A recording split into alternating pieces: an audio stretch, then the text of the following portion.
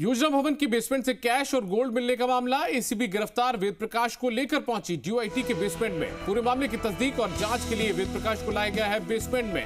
तो इस वक्त की बड़ी खबर सामने आ रही है। वेद प्रकाश को लेकर वापस आया गया है डीओआईटी में, जहां पर वो ये पूरी रकम को रखा करता था, जहां से रकम बरामद हुई है उसी डीओआईटी के बेसमेंट में, यानी कि योजना भवन के बेसमेंट में उसे लाया गया है। और एसीबी की टीम अब उसे लेकर पहुंची है, यानी कि परत दर परत पूरे मामले को सुलझाने के लिए, मामले की परतें खोलने के लिए एसीबी की टीम पूरी गुत्थी को सुलझाने के लिए वेद प्रकाश को अब योजना भवन के बेसमेंट में लेकर पहुंची है। पूरे मामले की तस्दीक और जांच के लिए वेद प्रकाश को यहां पर लाया गया है।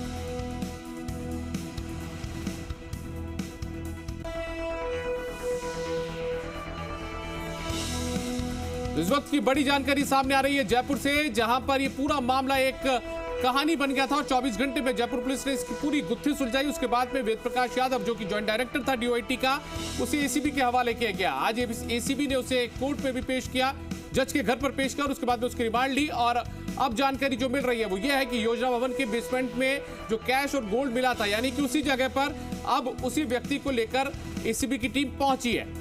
गिरफ्तार वेद प्रकाश को डीओआईटी के बेसमेंट में लेकर पहुंची एसीबी की टीम। पूरे मामले की तस्दीक और जांच के लिए वेद प्रकाश को यहां पर बेसमेंट में लाया गया है।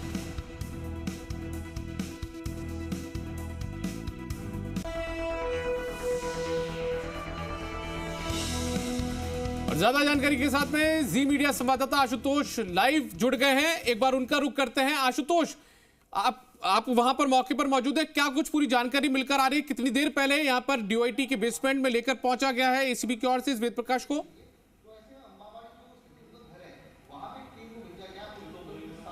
देखिए, जैसा सुबह हमने बताया था कि आज कोर्ट में पेश करने के बाद संभावित तौर पे 3 दिन का रिमांड एसीबी की तरफ से मांगा जाएगा। 3 दिन का रिमांड एसीबी को मिला भी है और इन्हीं 3 दिन के अंदर एसीबी को वो पूरा जो एक पूरे जांच का जो सेट प्रोटोकॉल होता है उसको एसीबी को अपनाना है।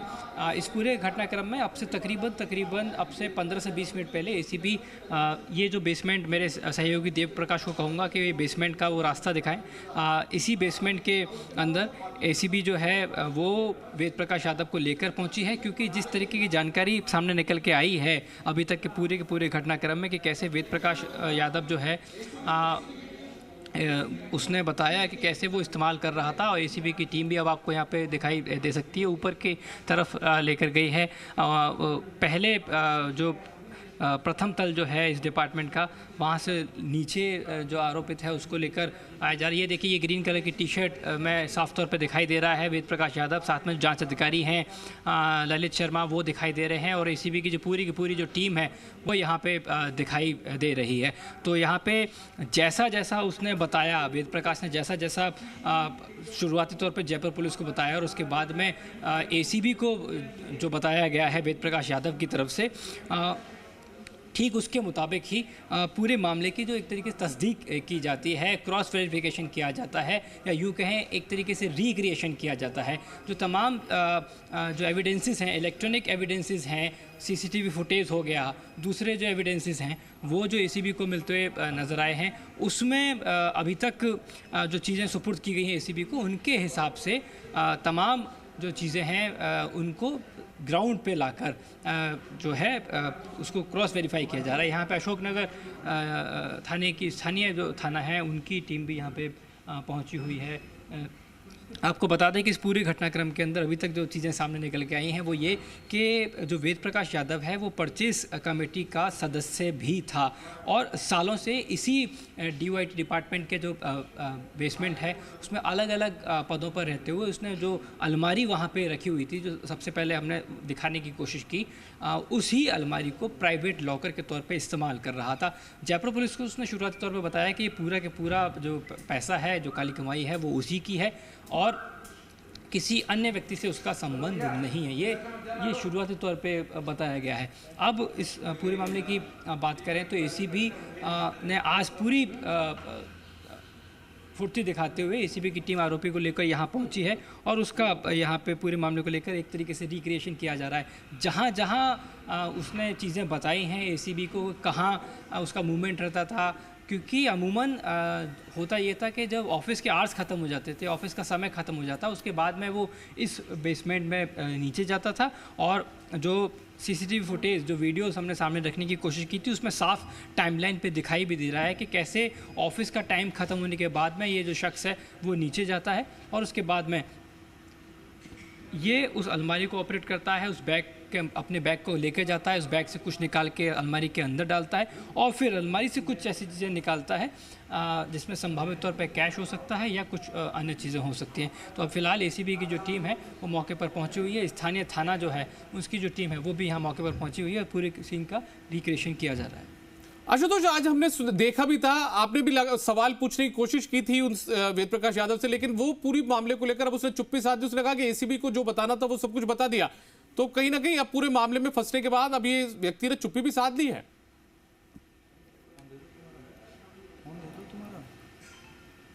देखिए, सुबह जब हमने पूछताछ करने की कोशिश की एसीबी से, एसीबी के जब उसको कोर्ट में पेश करने के लिए लेकर जा रही थी, तो हमने वेद प्रकाश यादव से पूछताछ करने की कोशिश की, जो बात जानने की कोशिश की। तो उसने कहा कि मैं एसीबी को सब कुछ बता चुका हूँ। जब हमने ये पूछा उससे कि क्या किसी उच्च अधिकारी का भी इसमें इन्वॉल्वमेंट है, क्या पैसा सिर्फ आपका था या किसी उच्च अधिकारी का भी इसमें किसी तरह का कोई हाथ था, तो उसने किसी तरीके से ना तो मना किया। ये भी बात बड़ी इंटरेस्टिंग थी। उसने कहा कि मैं सब कुछ एसीबी को बता चुका हूँ। अब ये ज़रूरी है, एसीबी के पास महज 3 दिन हैं और 3 दिन के अंदर एसीबी को इस पूरे घटनाक्रम से, जो पूरे घटनाक्रम का जो पर्दाफाश है वो करना है और इस पूरे मामले में जो एफआईआर दर्ज की है उस पर जांच करते हुए ये भी साफ करना है कि क्या वेद प्रकाश ने जो बात जयपुर पुलिस को कही है कि इसमें एकमात्र वही व्यक्ति है और सालों से इस राशि को इकट्ठा कर रहा था। लेकिन सवाल बड़े यही खड़े होते हैं कि क्या इतने बड़े बड़े जो टेंडर्स हैं, अगर वो परचेज कमेटी का मेंबर था भी, तो इतने बड़े बड़े जो कॉन्ट्रैक्ट्स होते हैं वो आखिर कैसे उनको डील कर रहा था, बड़ी बड़ी जो डील्स हो रही थी आखिर अकेले वो कैसे उनको डील कर रहा था, इनको लेके एसीबी अपने स्तर पर जाँच कर रही है। चलिए आशुतोष, आप बने रहिए हमारे साथ पे। आशुतोष, एक बार वो तस्वीरें दिखाइए जहां पर ये पूरे, तो आपको ये तस्वीरें हम दिखा पा रहे हैं जहां पर बेसमेंट की पूरी तस्वीरें हैं। ये वो सीसीटीवी फुटेज हैं जो लगातार सामने आए हैं। कल देर रात भी हमने बताए थे आपको कि किस तरीके से ये बेसमेंट में वेद प्रकाश यादव पहुंचता था और उसके बाद में यहां पर बैग लेकर निकलता था और उसके करीब 7 मिनट बाद में वापस से शाम के 6:31 पर ये बैग लेकर वापस अंदर आया था। तो ये वो तस्वीर है जिसके बाद में जयपुर पुलिस को पूरी जो शक था वो एक तरीके से इस पे यकीन में बदला था।